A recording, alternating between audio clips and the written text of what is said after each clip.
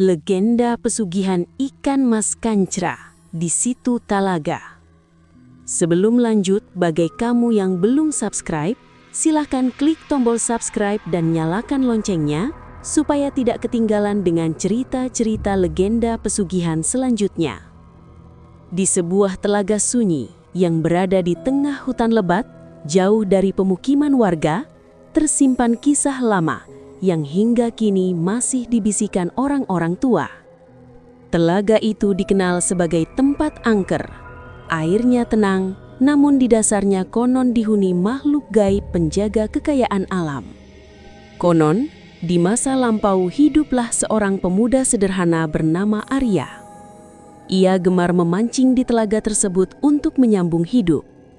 Suatu sore menjelang maghrib, saat kabut tipis mulai turun di permukaan air, kail Arya terasa sangat berat. Tarikannya begitu kuat hingga hampir menyeretnya ke dalam telaga.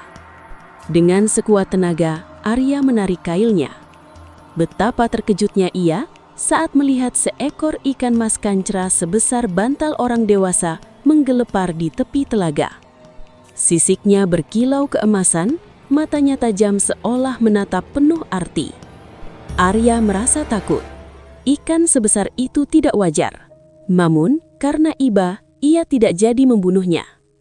Ia membawa ikan itu pulang dan melepaskannya ke kolam kecil di belakang rumahnya. Sejak hari itu, keanehan mulai terjadi.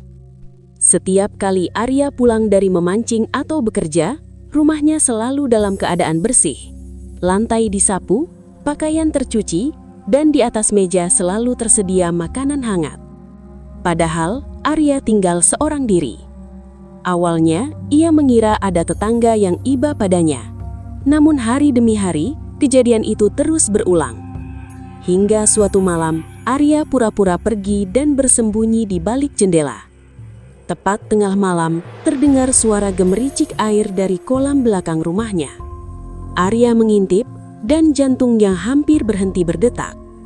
Dari dalam kolam muncul cahaya keemasan. Ikan mas kancra itu melompat ke darat dan perlahan berubah menjadi seorang gadis cantik berambut panjang, berkulit pucat berkilau seperti sisik emas. Dialah yang selama ini membersihkan rumah dan memasak untuk Arya. Gadis itu ternyata adalah jelmaan makhluk penunggu telaga, roh kekayaan yang memilih Arya karena ketulusan hatinya saat tidak membunuhnya dulu.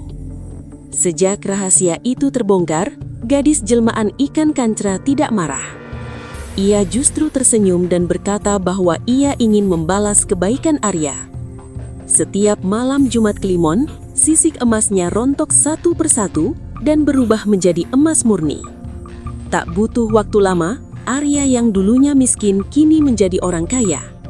Sawahnya luas, rumahnya besar, dan hidupnya berkecukupan. Namun, kekayaan itu datang dengan syarat. Rahasia harus dijaga, dan hati tidak boleh serakah. Lama-kelamaan, Arya mulai merasa gelisah. Ia takut orang-orang mengetahui sumber kekayaannya.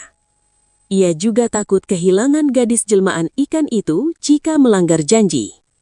Akhirnya, dengan berat hati, Arya memutuskan mengembalikan ikan mas kancra itu ke telaga di tengah hutan tempat pertama kali ia menemukannya. Di tepi telaga, gadis itu kembali berubah menjadi ikan emas besar.